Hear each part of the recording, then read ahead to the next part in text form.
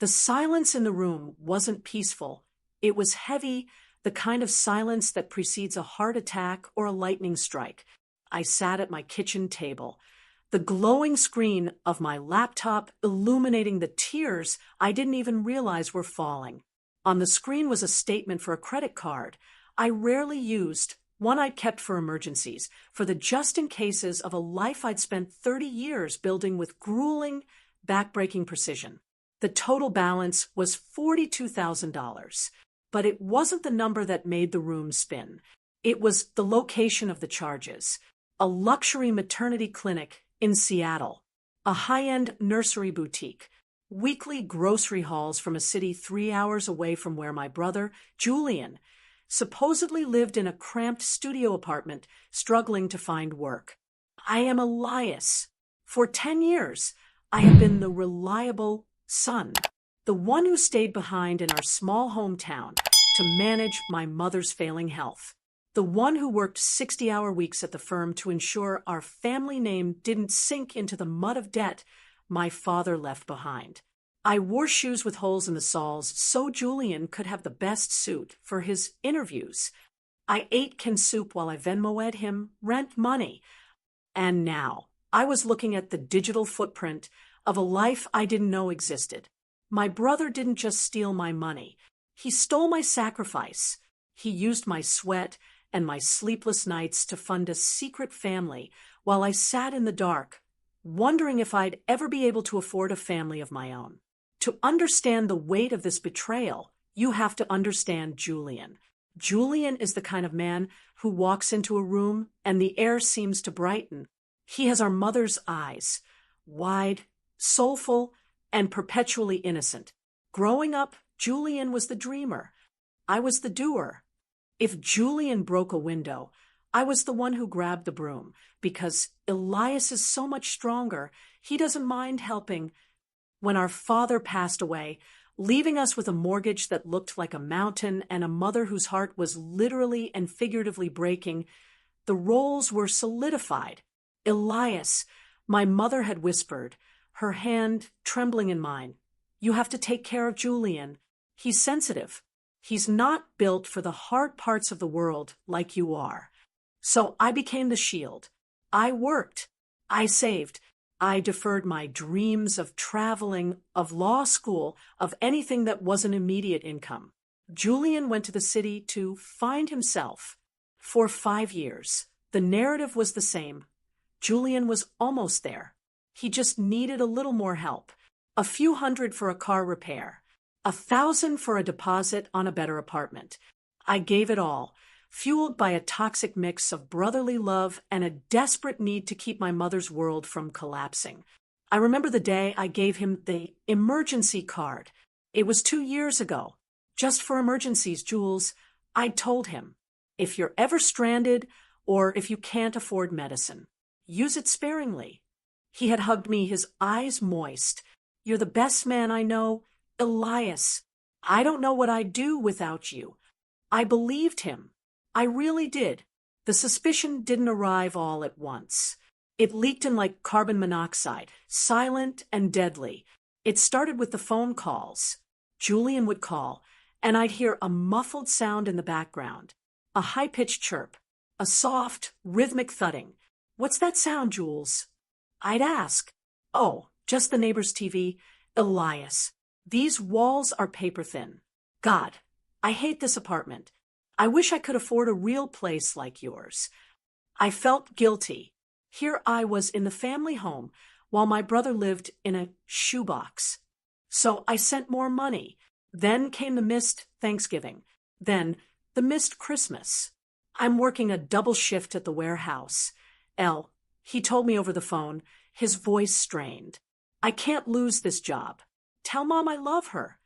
My mother cried into her turkey that year. I spent the evening comforting her, feeling a simmering resentment toward the warehouse that kept my brother away. I didn't know then that the warehouse was actually a 3-bedroom house with a wraparound porch in a quiet suburb of Seattle. I didn't know that while I was cutting my mother's meat into small pieces because her tremors were getting worse, Julian was carving a turkey for a woman named Sarah and a 2-year-old boy who had my nose. The discovery of the credit card statement happened by accident. A glitch in the bank's paperless billing sent a physical letter to our childhood home instead of Julian's apartment email. I opened it thinking it was a renewal notice. As I read the line items, my heart began to beat against my ribs like a trapped bird. St. Jude's Maternity Group, $8,500. Tiny Tots Boutique, $1,200. Organic Sprouts Market, $450. The dates aligned perfectly with the times Julian told me he was broke and starving. On the day I sent him $500 for a dental emergency, he had spent $600 on a designer crib. I didn't call him immediately. I couldn't. I spent 3 days in a state of icy dissociation. I drove to the address listed on one of the frequent Home Depot charges. I didn't tell my mother. I just drove. 3 hours later, I pulled up to a charming blue house with white trim. There was a tricycle in the driveway. Welcome, Matt sat by the door. I sat in my car, clutching the steering wheel until my knuckles turned white. And then the door opened. Julian walked out. He wasn't wearing the haggard, stressed expression he wore when he visited us. He looked healthy. He looked happy. He was carrying a toddler, tossing him into the air and catching him, making the boys squeal with delight. A woman followed him out, kissing him on the cheek before he headed toward a shiny, late-model SUV, another thing I'd apparently paid for through his car loan requests. I felt a roar in my ears. It wasn't just anger. It was a profound sense of erasure. I didn't exist to him as a brother. I was an ATM. I was a safety net that he was strangling me with. I didn't jump out of the car. I waited. I followed him to a local park. When he sat on a bench, watching the boy play, I walked up behind him. Is he a dental emergency or a warehouse shift? Julian? Julian froze. I watched the blood drain from his neck, his shoulders hunching as if he were expecting a physical blow. He didn't turn around for a long time. Elias, he whispered, what are you doing here? I could ask you the same thing, but I think the $42,000 in credit card debt answers that for me.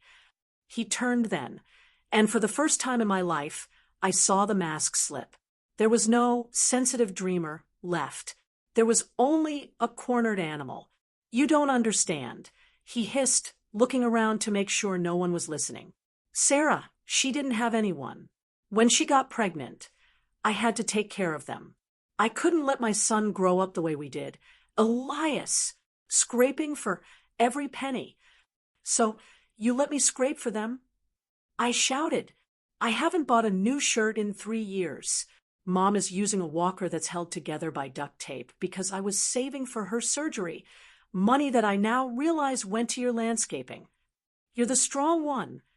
Julian snapped, his voice cracking with a forced, pathetic emotion. You always had it under control. You like being the martyr. Elias, it makes you feel superior. I just gave you what you wanted. The air left my lungs. The sheer, unadulterated gall of his words was more painful than the theft. He had convinced himself that my suffering was a hobby. I'm canceling the card, I said, my voice dangerously low, and I'm calling the police to report fraudulent activity. Julian's face went from pale to purple. You can't do that. That's my family. We'll lose the house. Sarah doesn't know about the money. She thinks I have a high-paying consulting job. If you do this, you destroy everything. No, I said, standing up. You destroyed it when you decided my life was worth less than your lie. I thought that would be the end of it. I thought the truth would set me free. I was wrong. When I got home and told my mother, I expected outrage. I expected her to hold me and apologize for all the years she pushed me to support him. Instead, she wailed. She fell into the sofa, clutching her chest. How could you be so cruel, Elias? She sobbed. He has a child. My grandson. You would put a baby on the street because of money. It's not money, Mom. It's $42,000 of debt in my name. It's my credit score, my future, my ability to take care of you. He's your brother, she screamed. Family doesn't keep a tab. You have to forgive him. You have to help him fix this. Call the bank. Tell them it was a mistake. The betrayal now had a second layer. My mother, the woman I had sacrificed my youth for, was willing to sacrifice my entire future to protect the son who had lied to her face for years. Then the text started. Julian, Sarah is packing. She found out. She's leaving me because she thinks I'm a criminal. Is this what you wanted? To ruin my life? Julian, if I lose my son, it's on your head. I hope you enjoy your justice in an empty house. Then came the messages from cousins, aunts, people I hadn't spoken to in years. Aunt Martha, Elias, we heard what's happening. Don't be cold-hearted. Money comes and goes, but family is forever. Don't send your own brother to jail. I was being gaslit by an entire bloodline. They didn't see the man who worked until his hands bled. They saw a mean-spirited brother who was obsessed with money. The climax came a week later. I was at work when I got a notification. My bank account, my personal savings account, the one I used for my mother's medical fund, had been drained. $12,000. Gone. I flew home. My mother was sitting at the kitchen table, Julian standing behind her like a guardian angel. I gave him the password. Elias, my mother said, her voice trembling but defiant. He needed to pay the mortgage. He was going to lose the house. That was your surgery money. I whispered. I felt a strange sensation, like something vital inside me had finally snapped. A clean, sharp break. That was for your heart, Mom. Julian is my heart, she said. Julian looked at me, a smug, triumphant glint in his eyes. He thought he'd won. He thought the reliable son would just roll over and find a way to make more money. He thought my love was a cage he could keep me in forever. Okay, I said. I didn't scream. I didn't cry. I walked to my room. I packed a single suitcase. I took my passport, my remaining legal documents, and my laptop. I walked back into the kitchen. I laid my house keys on the table. The mortgage is due on the 1st. I said to my mother. The property taxes are delinquent. The electricity bill is in my name. I'll be turning that off tomorrow. Since Julian is so good at managing families, he can manage this one. Elias, don't be dramatic. Julian scoffed. Where are you going? Away from here. I'm filing for bankruptcy to deal with the credit cards. I've already spoken to a lawyer. Since the charges were made with a card I voluntarily gave you, I can't claim fraud easily, but I can sue you in civil court for the rest. And I will. You wouldn't, Julian said, his voice faltering. I already have. I replied. I looked at my mother. I loved you enough to give you 10 years of my life. You loved him enough to steal the next 10. Where even now, I walked out the door. My mother's screams followed me to the car, calling me selfish, calling me a monster. Julian followed me to the driveway, shouting about loyalty and blood. I didn't look back. The first few months were the hardest. I lived in a tiny, depressing motel. I worked 3 jobs. I watched as my social media was flooded with posts from Julian, painting himself as a victim of a bitter, greedy brother. He posted photos of his son, captions reading, working hard to keep a roof over our heads since we were abandoned by those we trusted. But then, the silence started to feel different. Without the weight of Julian's emergencies, without the constant drain of my mother's guilt trips, my bank account started to grow. Not fast, but steadily. I found a small apartment in a city where no one knew my name. I started going to therapy. I learned a word I'd never been allowed to use. Boundaries. I learned that family isn't a license to bleed someone dry. I learned that being the strong one doesn't mean you have to carry people who refuse to walk. 6 months later, I heard through the grapevine that Julian had lost the blue house. Sarah had left him for good when she realized the depth of his deceptions. My mother had to move in with Aunt Martha, the woman who was so vocal about family, until it was her turn to pay for the groceries. Suddenly, Aunt Martha wasn't calling me a monster anymore. She was calling me to ask if I could contribute. I blocked her number.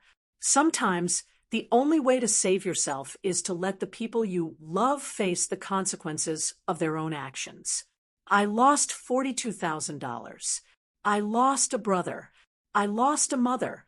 But as I sit on my new balcony, watching a sunset I don't have to apologize for enjoying, I realize what I gained.